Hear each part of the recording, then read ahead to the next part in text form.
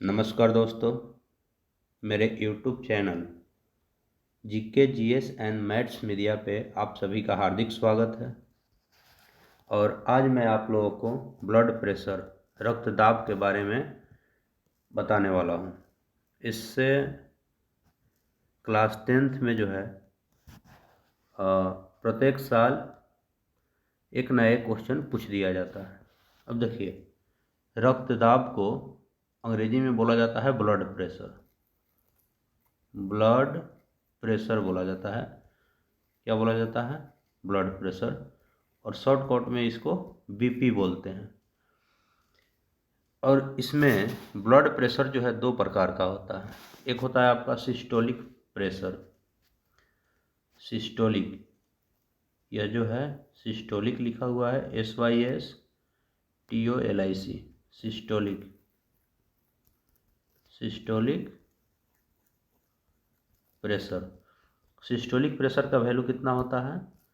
तो आपका जो है सिस्टोलिक प्रेशर का वैल्यू 120 mmHg होता है। 120 mmHg होता है। सिस्टोलिक प्रेशर को हिंदी में बोला जाता है प्रकुंचन दाब। प्रकुंचन दाब। तो किसी व्यक्ति का नॉर्मल बीपी, मतलब कि सामान्य रक्तदाब में प्रकुंचन दाब का मान कितना होता है? 120 mmHg। और दूसरा होता है डायस्टोलिक प्रेशर। क्या होता है? Diastolic pressure. और डायस्टोलिक प्रेशर का वैल्यू 80 mmHg होता है। इसको अनुशीतलन दाब भी बोला जाता है हिंदी में। हिंदी में क्या बोला जाता है? अनुशीतलन दाब। अनुशीतलन दाब इसको बोला जाता है। ठीक है, तो अभी आप इतना समझ गए होंगे कि सिस्टोलिक प्रेशर का वैल्यू कितना होता है और डायस्टोलिक प्रेशर का वैल्यू कितना होता है। सिस्टोलिक प्रेशर को प्रकुंचन दाब बोलते हैं। प्रकुंचन दाब का जो मान होता है वह 120 mmHg होता है।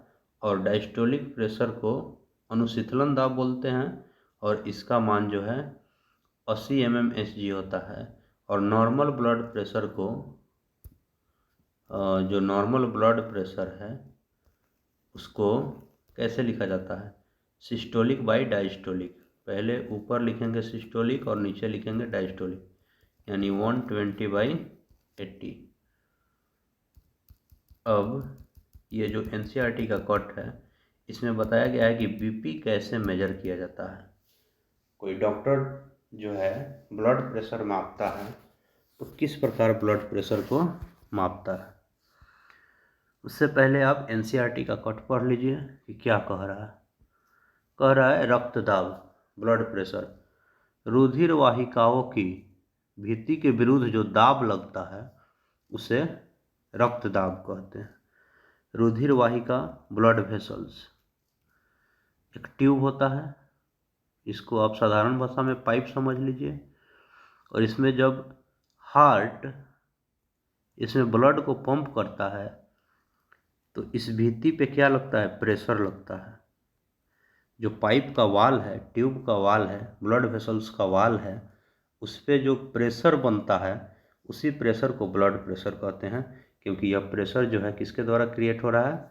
ब्लड के द्वारा क्रिएट हो रहा है।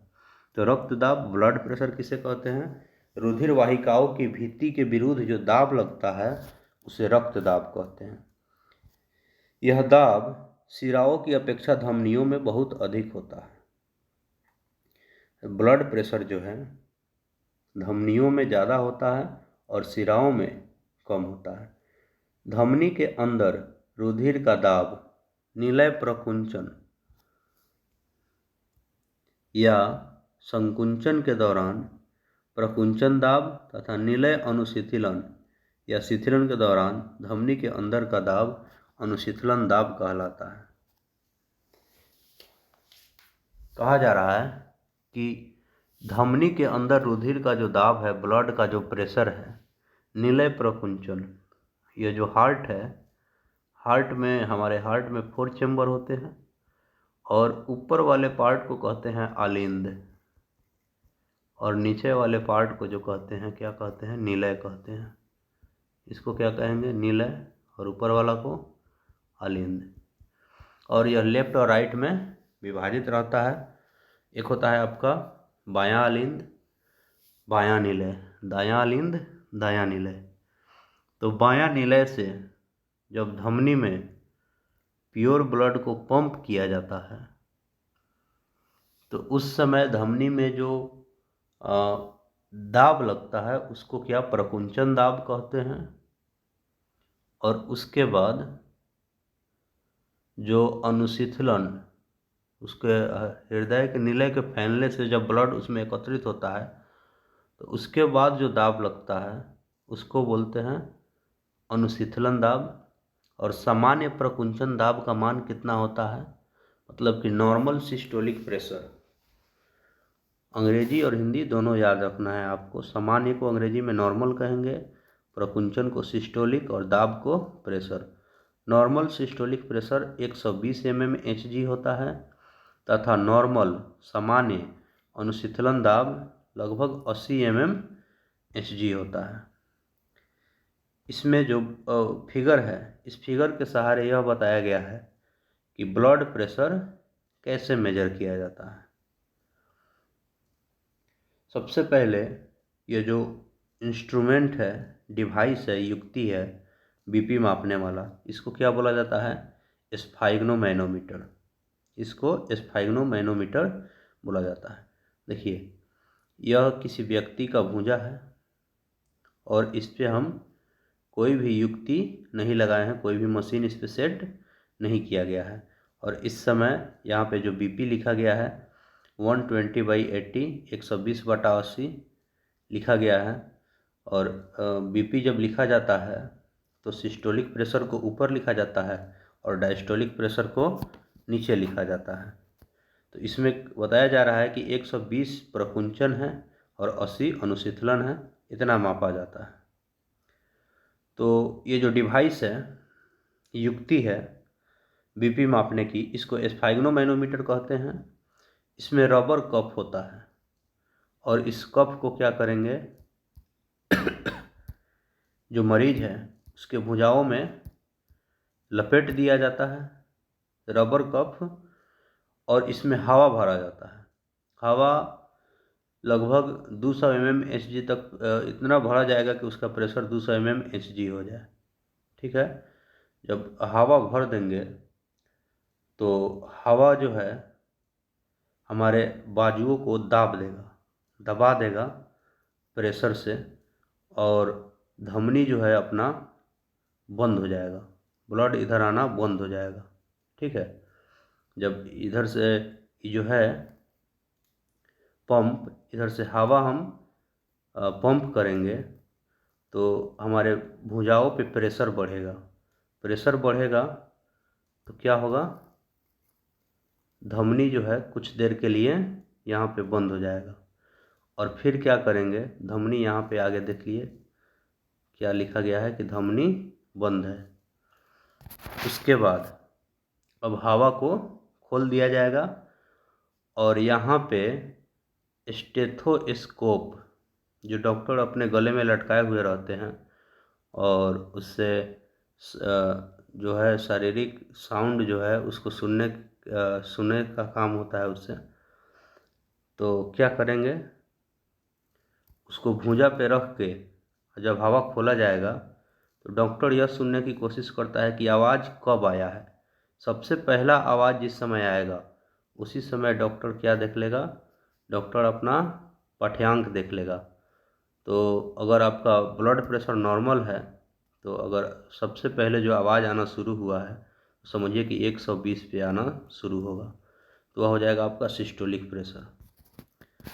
और फिर आवाज़ अब तो सुनाई देगा, इसको डॉक्टर कान में लगा लेगा और यहाँ पे जो है स्टेथोस्कोप जो है उसको आपके भुजाओं पे रख के आवाज़ सुनने की कोशिश कर रहे हैं डॉक्टर। और आवाज़ फिर जब बंद हो जाएगा तो उस समय डॉक्टर क्या देख लेगा, जो पाठ्यांक है ये जो पाठ्यांक है इसका जो रीडिंग पॉइंट है वो अपना देख लेगा डॉक्टर। समझिए कि जब आवाज़ बंद हो गया है तो उस समय का रीडिंग कितना है, 80 है। तो यह हो गया आपका अनुशीतलन दाब, डायस्टोलिक प्रेशर। इस तरह से बीपी मापा जाता है। बीपी मापना एक बहुत ही आसान काम है, इसको आप भी माप सकते हैं। स्फाइग्नोमैनोमीटर नामक यंत्र से रक्त दाब नापा जाता है। कह रहा है कि ब्लड प्रेशर, रक्त दाब किस यंत्र से मापा जाता है। तो ब्लड प्रेशर जो है स्फाइग्नोमैनोमीटर नामक यंत्र से मापा जाता है। उच्च रक्त दाब को अति तनाव भी कहते हैं। जब आदमी हाई ब्लड प्रेशर से गुजरता है तो हाई ब्लड प्रेशर, उच्च रक्तदाब को क्या बोलते हैं, अति तनाव यानी हाइपर टेंशन उसको बोलते हैं, हाइपर टेंशन बोला जाता है। और इसका कारण धमनियों का सिकुड़ना है। जब व्यक्ति का धमनी सिकुड़ जाता है तो बीपी बढ़ जाता है। तो बीपी जब बढ़ जाता है तो उसको हाइपर टेंशन कहते हैं। इससे रक्त प्रवाह में प्रतिरोध बढ़ जाता है। प्रतिरोध मतलब विरोध उत्पन्न करना। जब रक्त प्रवाह होगा तो उससे ऐसा नहीं कि रक्त का प्रवाह टोटल बंद हो जाएगा, लेकिन उसका क्या होगा, बंद तो नहीं होगा, लेकिन रक्त प्रवाह का प्रतिरोध बढ़ जाता है। इससे धमनी फट सकती है या धमनी फटने की संभावना होती है तथा आंतरिक रक्त स्रावन हो सकता है। शरीर के अंदर रक्त का स्राव हो सकता है। तो अभी जो आपको ये बताया गया है, सिस्टोलिक प्रेशर और डायस्टोलिक प्रेशर, प्रकुंचन दाब और अनुशीतलन दाब, अगर यह आप लोगों को समझ में आया है तो मेरे YouTube चैनल को सब्सक्राइब कीजिए, इस वीडियो को लाइक कीजिए और अपने दोस्तों के साथ शेयर कीजिए। जय हिंद।